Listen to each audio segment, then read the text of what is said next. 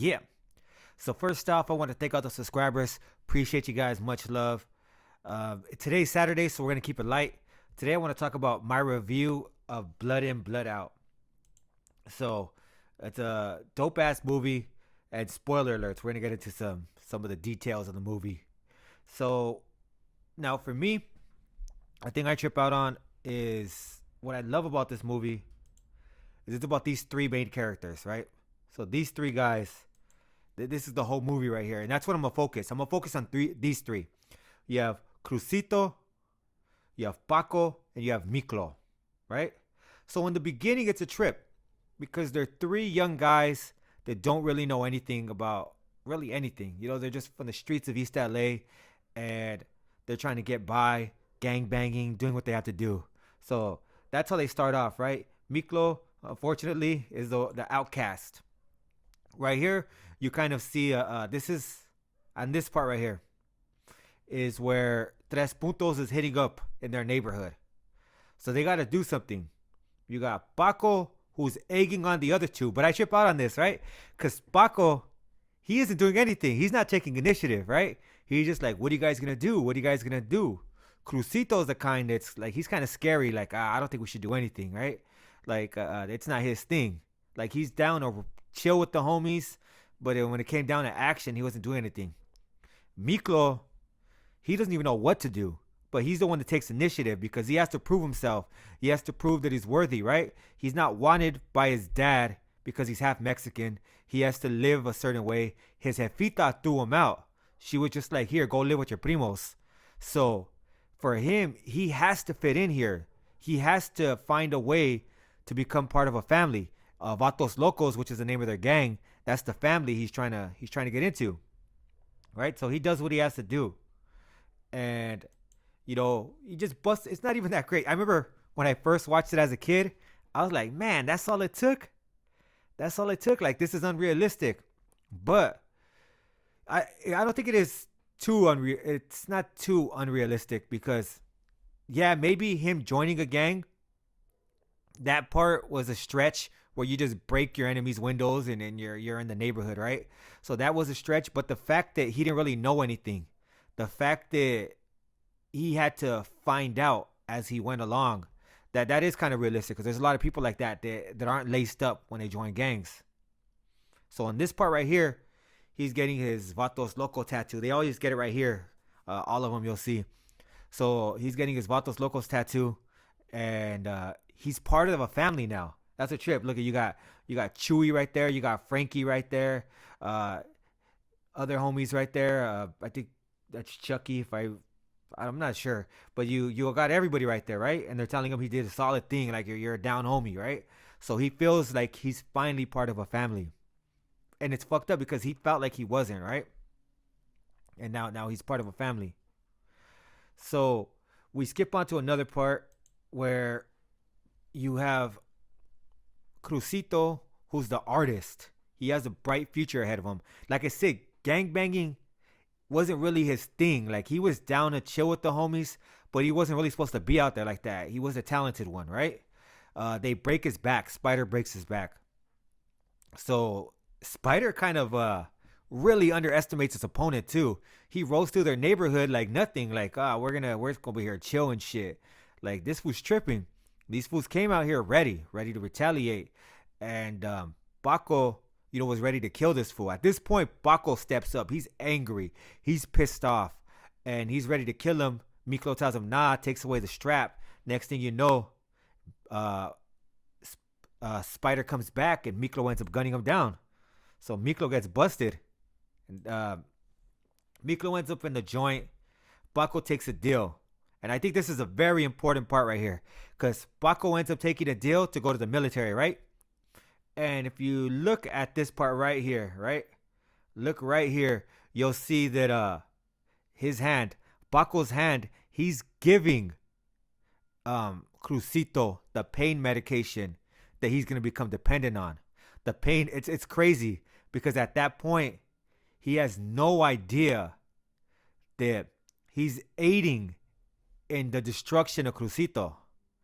And at that point, he aided in the destruction of of Miklo. So he's going down another road. Well, these two are that he basically has like led into different directions. It's crazy because we'll find out later what's going on. You know what I mean? Like, but it's a trip because Crucito's on going down a bad road and Miklo's going down a bad road. So we go from there. We go over to Miklo wanting to be part of the neighborhood, or wanting not the neighborhood, wants to again. He's alienated again. He doesn't fit in. So at this point, he wants to talk to the main head of the cat running shit in there, right?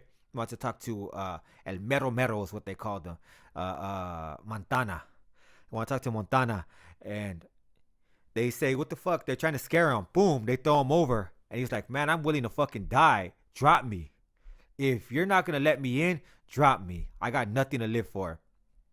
And like I said before, when I was a kid, I always thought the character of Miklo was unrealistic because I came from a street family. So I was always laced up. I always knew a little bit about what I had to do. Miklo didn't know anything. But as I got older, I kind of understand now that I'm older, that Miklo is kind of realistic because there are cats that don't know a lot. And when I went to YA especially, I saw some cats that started off a little rocky. They started off a little like, fuck, they didn't know what to do. But once they learned the ropes, once they understood what it was, those motherfuckers started smashing. I think that's the same thing with Miklo. Right here, he kind of understands. This is all I have. You're not gonna take this away from me, and I'll die to prove a point that I'm not no punk. And at this point, he wins them over. You know what I mean? So that's a trip right there. We go from there. We go to right here. I think this is a crucial scene too. Right here, you see Cruz Candelaria. This is his art exhibit, but he can't distance himself from the streets. He can't distance himself from his addiction. So it's like you could see potentially what he could have. He can have a life where he can make money selling his paintings. He could make money off of his art. He could be somebody of notoriety, somebody that's respected in the community. But because of his addiction and because of his, now I wouldn't even say loyalty, but his addiction to the street life is basically two addictions. One to the street life, chilling with his boys, and the other getting high. So because of that, you could see that he's ruining a future. And this is the second time he does that. Because the first time he gets the scholarship, remember that. So it's showing that time after time, he is self-destructing. And I always thought that was a trip. So we got that there, right? And you got Miklo using what previously was a disadvantage to his advantage.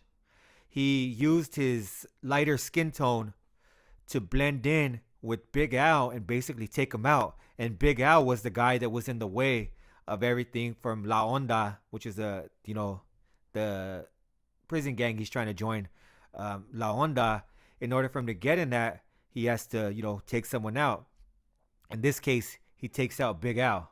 And it's a huge find because he gets gambling money. He gets everything. And it puts La Onda at another tier where they're able to, generate income and revenue and just, do things that they weren't able to do before.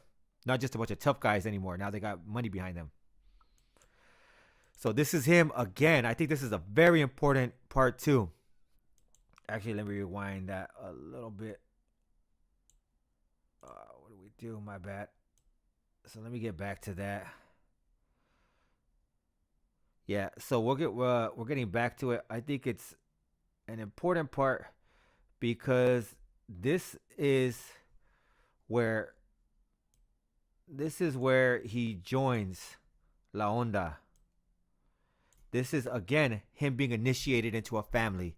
Again, he was willing to die to be part of this. He was willing to die to become a member, and that's, he killed for it. He killed to be part of this brotherhood, and it's the family that he's been striving for. So his biological family left him behind. his gang family is no longer there for him. Like they're not really a factor. This is the family now. This to him is his true family. And that's gonna we're gonna see more of that as the movie progresses, where he actually has a true family now, in his mind. And this is a sad fucking part, man. This is a sad part. So at this point, Cruz's addiction is no longer just self destruction, it's destroying everybody around him. You had his little brother, Palito. I think that's his name. Or is that from American Me? I forgot. But you could see, like, he's laid out right here. Got a needle in his arm. And these fools are just loaded. Him and Chewy are on the couch, loaded, just passed out, all high. And basically his little brother ODs. His little brother looks up to them because all of his older brothers and cousins, they're all from Vatos Locos. So this cat, he's a young homie. I could relate to that. I could relate to this little kid, because he wants to be part of what's around him. Everybody is from the neighborhood, so he's like, man, sign me up. That's what he wants to be part of. I could relate to that shit so much, and he ends up doing things that a normal child wouldn't do, and unfortunately, it cost him his life. And then from there, another sad part. His family disowns him. So he's no longer welcomed in the family. He was the optimistic one. He was the happy one at first. He was the one with the bright future. Now he's the one that his family turns away in disgust. They're like, get out of here. You're dead to us.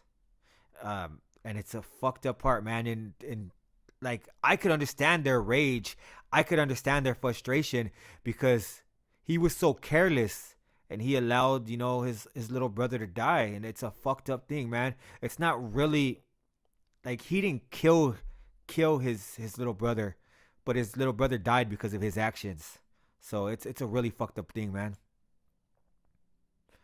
From there, we go on and we see, this is a crazy part too. We see Paco.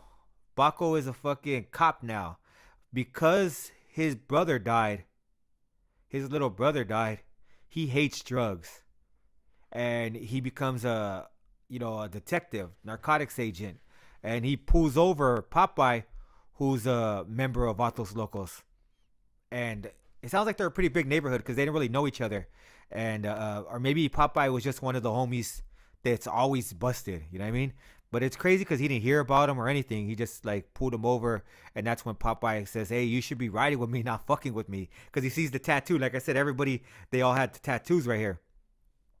And so it's a trip because you get to see how much he's changed. So he like made a total like 180. He's a totally different cat. He's no longer this prideful gangbanger like he was in the beginning. Chip on his shoulder, thought he was all hard. Now he is a detective. Now he's actually doing things. He's not one of the cats that's all talk anymore. He's becoming a detective, and he's riding. Like he's going undercover, risking his life.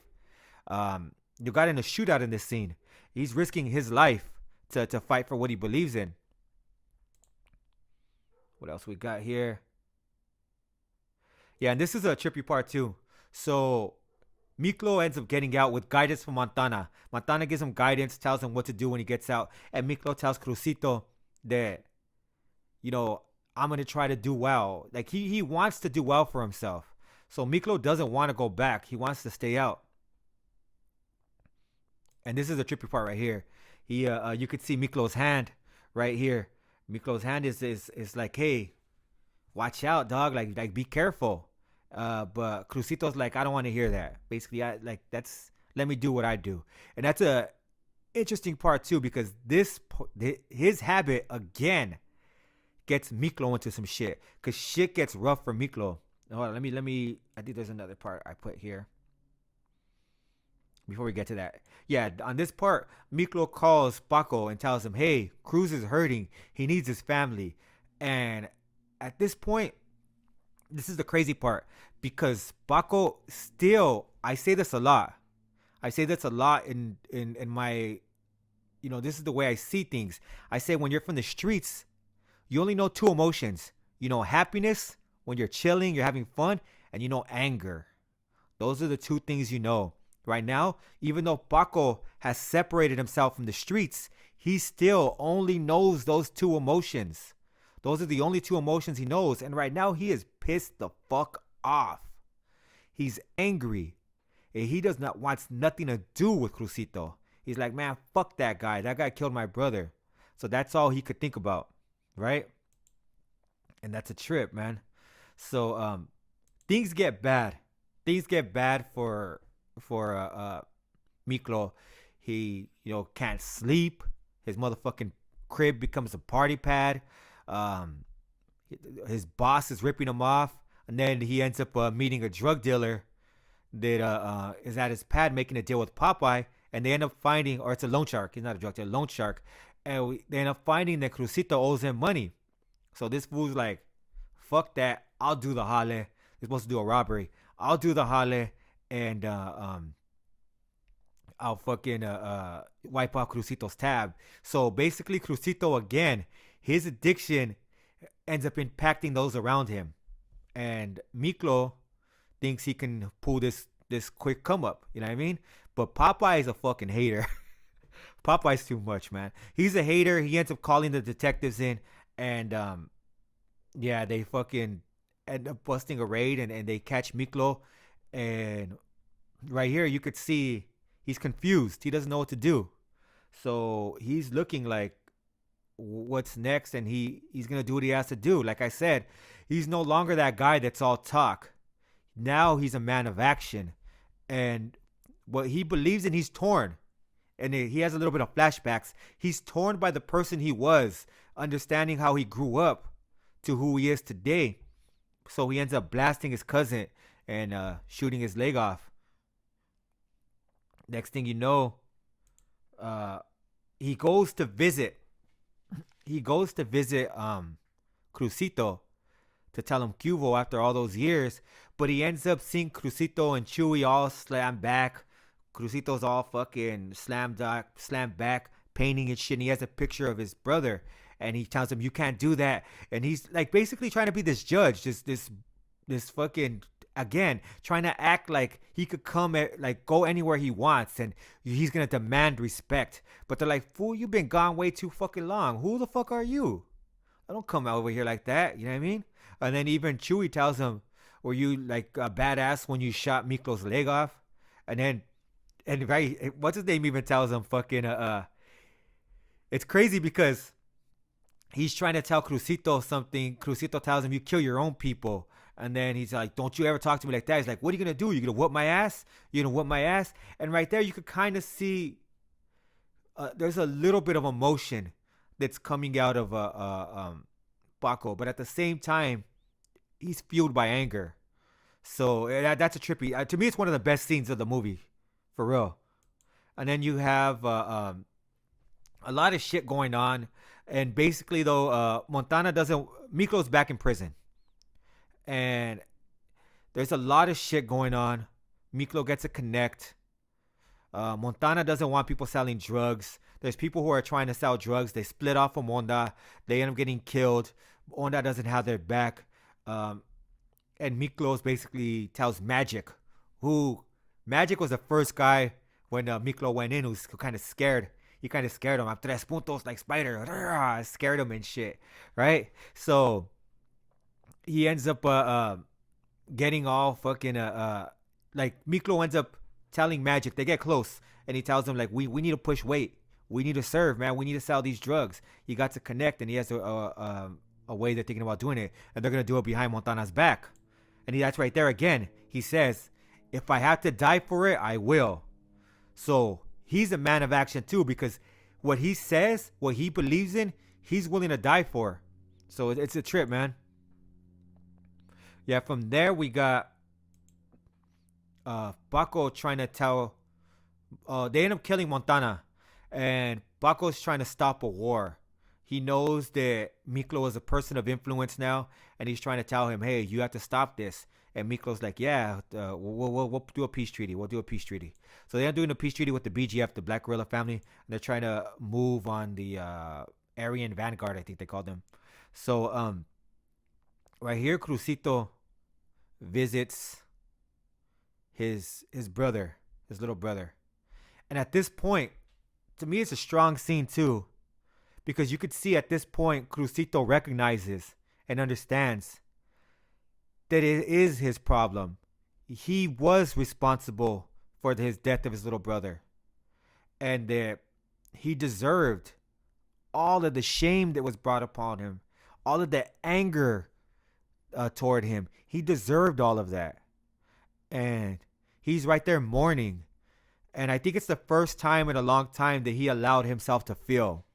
He was numbing himself through pain. You mean because he had the pain in his back after he got rid of that, or I don't even know if he ever got rid of that pain in his back, but that pain in the back changed to a pain in his heart, a pain in his soul, knowing that he killed his brother. So that use became even more and more. You know what I mean? And at this point, he finally allowed himself to feel, and he's crying, and he's right there weeping, and his family comes, and it's a powerful scene, for real, really powerful scene, because what ends up happening, his family, they're hugging him. I think his dad probably passed away, because his pops isn't shown right here.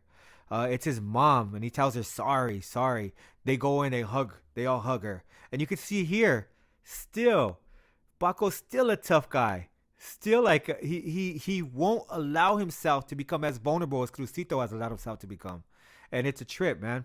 Like, he still has to be that tough guy. And right here, they end up finding that Miklo basically turned his back on all his alliances, killed off the Black Guerrilla family and the Aryan Vanguard. He killed them off so that La Onda could take the top spot. And he used his resources around him. He becomes manipulative. He's no longer that dim-witted little punk that didn't know anything. Now he's a skilled manipulator. He knows exactly what he's doing. And you can see here, I love this because both of them are angry, right? And you could see Paco is looking at somebody who he doesn't even recognize anymore. This is not the person he was raised with. This isn't his little cousin that used to sleep on his bed, that he used to punk around. He's not going to punk around Miklo anymore. Miklo is a totally different person. And it's a trip because so is Paco. They have grown so far apart. There is no common bond anymore. And he walks away angry, right? Walks away pissed off. Right here it reveals the extent of Miklo's manipulation. Him and Magic orchestrated everything. They had Montana killed because Montana was getting in the way, and they said I loved him. And to me that's a crazy thing, because they loved somebody but they allowed him to be killed brutally. On his way to see his daughter, they allowed him to get killed. And they said it was for the advancement of what they believed in, La Onda. But it's like, that's the kind of love that Miklo knows now. That's the only kind of love he has, because that's the family that embraced him. That's the family that accepted him. Every other family, there were conditions and all kinds of shit, right? Like, he wasn't able to just get in there and be himself. At this point, he changed and morphed into them to where he had the top spot. So that's his sense of family. In his sense of family, it's okay to kill your family members if they're holding everybody else back, because you want everybody to move forward. And if I guess you have to cut off the weaker ones. And then it's a trip, man, because he is now the leader of that family, La Onda. It's a trip how much he changed. And then it comes to the ending of the movie. And this is what I love the most about this movie, right? So you could see Miklo change. Miklo morphed. You could see Crucito changed. Crucito is no longer a dope fiend, and he's somebody has this young, energetic spirit now. He's way older, but he has this young, energetic spirit. And for the first time right here, look, you see Paco finally allowing himself to feel, finally being able to let out a different emotion. And he understands, like, I fucked up. I brought a lot of this on you guys. And he probably dealt with that pain for years and years. And that's probably why he was so angry, because he kind of felt responsible a lot of the times, but he never allowed himself to express it. So because he wasn't able to express it, like, now he is at that point where a lot of it's coming out. He doesn't know what to say. And then that's when Crucito tells him, you don't run everything, dog. You don't decide what happens. You know what I mean? Like, what we chose to do, that's what we chose to do. And again, another great scene. And they end it with the Crucito pumping him up. They end up singing and dancing. Not really singing and dancing, but like, like screaming, and they're pumped up. Some real G shit, man. So yeah, that's the movie right there in a nutshell. And my opinion of the movie, I love the movie. I think there are some parts, there's certain characters where are more like caricatures. You have Big Al and Popeye, but they have quotable fucking scenes for us. Like, they're funny. They bring in a comedy element, a comedy relief. I'm not sure if they were intended to do that, but there are comedic elements to their characters. I think if they would have changed them to more serious actors, not that those actors aren't serious, but they would have performed a different way, or maybe even directed them differently. The movie could have been a lot better. But I think the story is great. I think it's a great story. I love the way they change the person. My bad. There we go. So the people that you see at the beginning of the movie, those aren't the people you see at the ending of the movie. There's so much of a change, and I really love it. I think it's a great movie. If you haven't seen it, I highly recommend it. Yeah, so for me, I say I'm going to watch that shit again. Like, that's how much I love that shit. I watch this shit every now and then. So it's a great movie. And with that, we out. Peace.